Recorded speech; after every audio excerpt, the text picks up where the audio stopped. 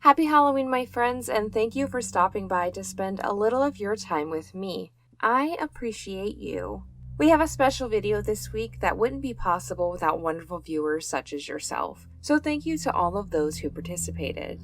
All of the stories today were written and experienced by your fellow friends here under the ash tree. So, as always, I ask you to join me as we tell some chilling tales. In 1978, my family's home burned down. I was 5. My parents purchased a home that had been built in 1803 for a Catholic priest who died in 1858 and was buried on the property. The place had been bought and sold many times, but by 1923, it had been abandoned. My dad purchased it from the state. It had 2 rooms, no electricity or running water. The walls were these massive logs notched together with clay and a straw mixture to fill the seams, and the roof was falling in. All in all, it was nasty, but my dad liked all the land that came with it. He got to work putting on a roof, and then after that, we just camped in the house for the following year as he ran electric, added plumbing, and then he began to add on to the house. Within months of moving in, my mom began to become sick and spent most of her time sleeping to escape her pain. Over the next year, I began having a nightmare almost every night. The same dream. A small creature no bigger than a fox, with evil eyes, would grab my feet and drag me under the bed to a very dark place. I wouldn't find out until adulthood that I was not the only one of us kids to have this dream. We grew up being woken by our beds being shaken, the sounds of something trying to open the locked basement door, which my dad finally boarded completely up, always feeling like we were being watched. A mom who was always sick, and a dad who was becoming meaner and meaner. It wasn't a happy place. There was just something wrong there, not just the house but the land. Once I was home alone with my dad, and I went to play on a rope swing we had in the woods. I began feeling like I was being watched and heard noises behind me. As I swung back out, I heard a thud, and on my swing back I saw a knife had been thrown at my back and was sticking out of the ground. I jumped off the swing and ran home. We lived about 6 miles from the nearest neighbor. I never told my dad because I didn't want to cause any problems. Then, at the age of 9, a group from the Catholic Church came to our home. They wanted permission to dig up the area where the priest had been buried. They believed that he'd been buried with some relics that the church wanted back. My dad wouldn't allow it. They were persistent and tried to force the issue, but in the end, they were unsuccessful. As time went on, one of my brothers became withdrawn, depressed, and homicidal. He tried to stab me once for breathing too loudly, and my older brother once as well. My mom did take him to a therapist. It was from her that I found out years later that in his sessions he told them of the same dream I always experienced. Only I would wake up after being dragged into the dark place, where his dreams continued on. He seemed to be tormented the most out of all of us. Then one day the house caught fire. Because of those old dried out logs, it burned down quickly. My parents kept the property and bought another home. Mom got better, Dad became kinder, and my brother settled down. Years later, that same brother decided to build a small house on that old land. Not where our home had sat, just one on the same property. He had a 4-year-old daughter who did not sleep or play in her room. After months of being asked why she wouldn't play in her room, she stated that she didn't like being watched by the old man. She said the same one who shakes my bed at night and tries to pull me under the bed. That house now sits empty and falling apart. The land still belongs to my family. I drive by it daily. We never plan to sell it, just let nature reclaim the land and the past. When I was 4, my parents and I lived in an old farmhouse several miles from St. Clair, Michigan. One day I was supposed to be taking a nap, but I was playing instead. I needed to use the bathroom, so I went to go downstairs, and in the other doorway across the hall from me was a dark figure with red eyes. There was no real definition to this figure, just blackness, and the eyes were solid red, no pupils. I was frozen in fear. I don't know how long I stood there, but I eventually found the courage to run down the stairs. Halfway down, I stumbled and fell. At the bottom of the stairs, I looked back up, and it was coming down after me. I screamed. My mom was already coming to me asking me why I was up and if I was okay. When I told her about the figure, she brushed it off as imagination. And when I refused to go back up, she let me crash on the couch. I would see this figure on and off throughout the years, at a distance. When I was 17, I left home to live with my boyfriend, and during October of 1990, I woke up to an uneasy feeling. I was on my left side behind my boyfriend, but he was also kneeling on the foot of our bed, smiling a very sinister smile. Around his eyes was dark, in shadows, but the rest of his face was normal, except that smile and the malevolent shine in his eyes. I was terrified. I don't know how long I was paralyzed, but I eventually buried my face into my sleeping boyfriend's back, crying. He woke up and it was gone. I spoke to a shaman a few days later and she blessed the room for us. It was gone for quite a while afterwards, but in 1996 came back because of where I was living. The residents of the house I found myself living in played with Ouija boards and had some pretty funky stuff going on in that house. Luckily, I didn't live there long. The house burned down in 2003 and a neighbor took pictures, and in the flames were demonic faces. And of course, for years on and off, I saw it at a distance. Then about 15 years ago, it stopped. I attribute it to the fact that I embraced my chosen spiritual path and have learned to defend myself from all those types of things. I recently told my mom about all of it, and she doesn't remember me telling her about what I saw when I was 4, or any of the subsequent things that happened in my childhood. I freaked her out that these things were happening to me and she didn't know. But I had learned that with her faith in Christianity, she doesn't support the idea of ghost or psychic abilities, even though she has some abilities, as does a good majority of my family. My abilities were always there, but really started to kick in when I was in my 20s. I'm a medium and I can see past lives and people through touch, which is probably why that shadow person was trying to hurt me. This is a brief, perplexing story that still makes me shudder even more than a decade later. When my children were small, a full night's sleep without any interruptions seemed like a luxury. In the bed I shared with my husband, in addition to the two of us, my small dog could not sleep unless she was glued to my side. But the biggest hindrance to interrupted sleep were the nights I felt a nudge on my side of the bed, followed by one of my little ones who needed a reassuring cuddle. One night, I awoke with a start when my dog started growling in a menacing way. She was quite a little puff of fur, and never made a sound during the night, even if a 3-year-old scrambled over the side of the bed to join us. Next, I felt my son staring at me through the darkness of the room and heard his feet shuffling on the floor next to the bed. My dog continued her threatening growls, as I turned to talk to my son, but as soon as I did, there was a silence and emptiness. No one and nothing was there. My dog became silent and chills ran down my back. I thought about that night many times through the years, and I have told very few people, sure of their polite nods and silent disbelief. This story starts about 17 years ago. I joined a car club and had met these two wonderful people, Mike Dixiano and Angela Dixiano. At that time, they were involved with the Corvette Club because they owned 5 to 6 Corvettes, and you know what car people, we love to collect our cars. They were both very outgoing people, and I became good friends with Angela. Mike and I would take pictures from all the car shows, and we would have a blast doing it. If there was anything needed, Mike was the first to jump in and help. He didn't work and seemed to have a lot of money. He told everyone that he had property in Hawaii, and he sold his business. And other people heard that he had worked as a therapist and retired. Some even said he had an inheritance. That should have been our first red flag. We had done this together for years. Time went by and Angela would go to most of the car shows. She would be the one to dress up, she gave great hugs, she would do burnouts in her car, and she was just a wild child. She was so much fun to be around. We would register cars at all of the major car shows for years, along with some other people, and we had a great time. We made everyone laugh. I went to work early one day. My husband called me and said, take a look at page 7 of the paper. And halfway down, it said that Mike Dixiano was arrested for 7 counts of fraud.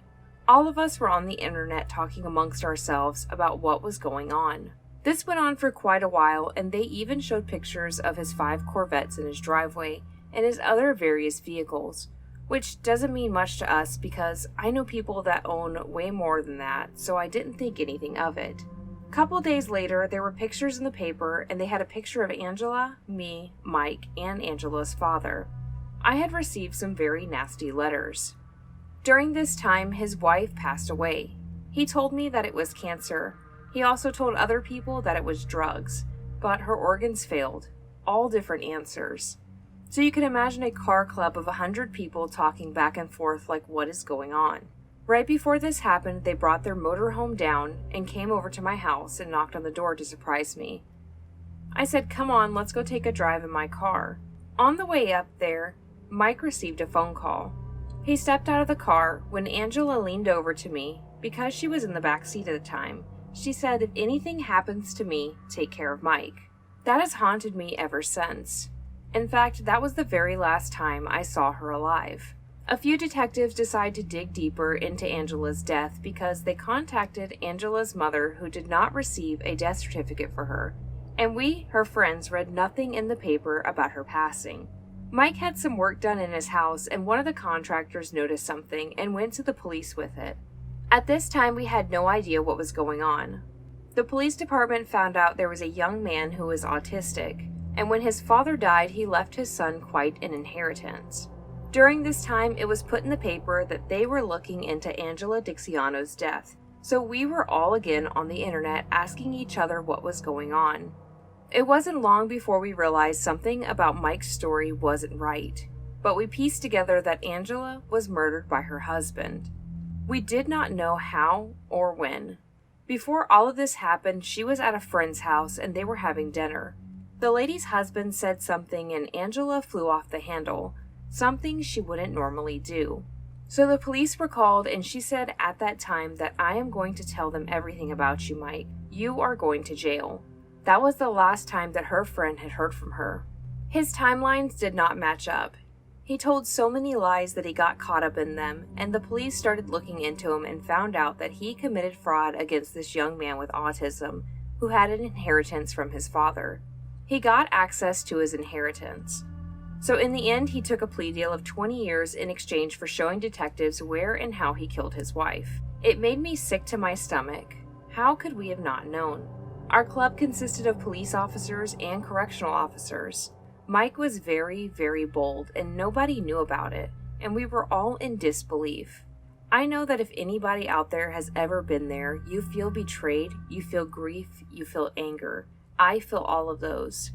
I will never say how could they have not known to anybody. They suck you in, they're very good at what they do. It makes me look at people sometimes in a different way. After the fact, when I did my second interview on TV, about 6 years after, we had found out everything he had bought and sold. 27 Corvettes and various other cars. He paid cash for everything. He would always buy expensive gold rings, jewelry, and a watch, which was his prized possession. That money all came from this gentleman's inheritance.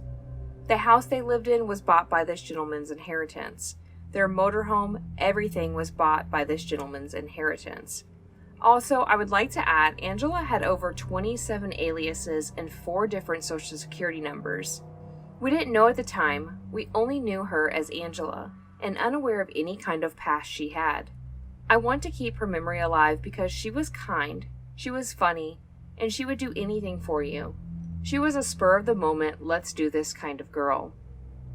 The other horrifying thing that still sticks with me, along with her being gone, is the fact that my daughter was in the hospital and Mike said I could stay at his house if I wanted to. I talked to another lady and she said, "No, you're staying with me."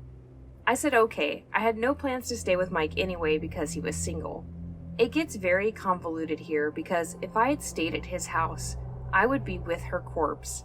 He had it in the house for days and I would have been there, and that alone is scary. This isn't really a true crime or paranormal story, but it's a dream that's always stuck with me. When I was 4 years old, I lived with a foster family in a town called Rathfriland, and it's what I knew as my home.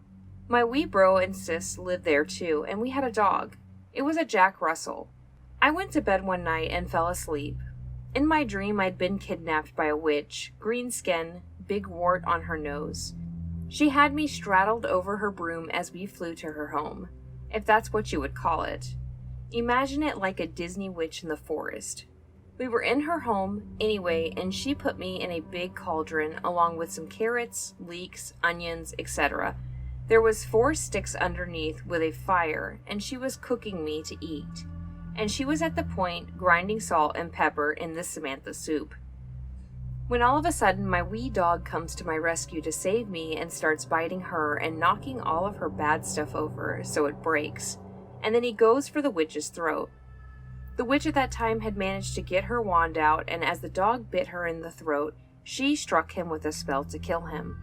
Well, the witch died and the dog dropped to the floor. He was still alive, but barely. He told me I was safe now and I could go home, and then he breathed his last breath. I cried and held him. The next morning I woke up scared and sad and just wanted to run to my dog to hug him, as it was quite an intense and scary dream.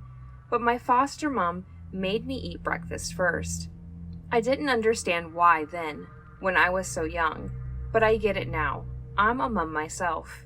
Anyway, after breakfast, I went out to the dog and found him there, deceased. It broke my heart, and it's always stuck with me. I have a really bad memory. Have you heard of Bachelor's Grove? It's supposed to be America's and possibly the world's most haunted cemetery. It's located about 20 minutes from Chicago.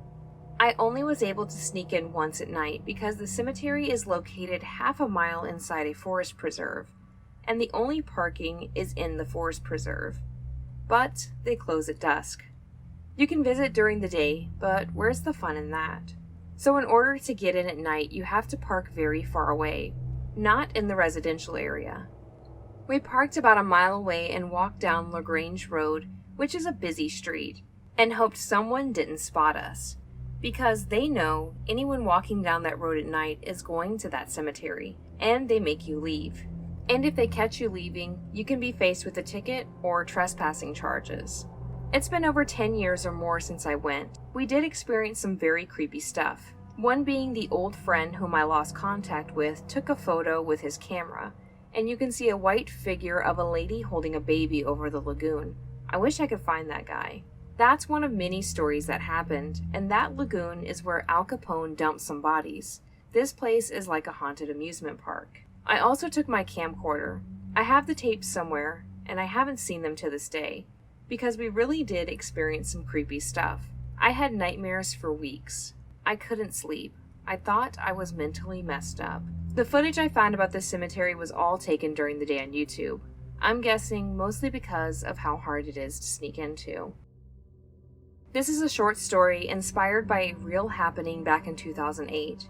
I still don't know what caused those sounds. It's 4 a.m., been woken by a loud metal sound. A sound made by hitting the metal guardrail of the stairs with something hard. Had to leave at 4:30 a.m. It's dark and stormy outside. The wind howls around the corners of the house. Suddenly, the sound is heard again. Being on second floor, you have to leave through that staircase. Listening, steps are heard. Steps on ground floor followed by more metallic sounds. 5 minutes before leaving time, the sound is heard again. But delaying to leave is no option. Grabbing 2 knives, you bravely step out, listening carefully, securing every corner, all hiding spots. Nothing is found. You are alone. Leaving is safe now. You drive off into 3 more hours of night. Hi friends, glad to see you made it this far. I once again want to give a big thank you to Michelle, Nicole, Pam, Kelly, Sam, Suzanne, and our anonymous viewer. Without your support, this video wouldn't have been possible, and I enjoyed talking with you all about your experiences. To those who stuck around and heard their stories, thank you as well. I appreciate each and every one of you. With it being Halloween, I ask you all to have fun, but be safe doing so. My next video coming out is one I've been really excited to share, so I hope you all enjoy it as much as I do.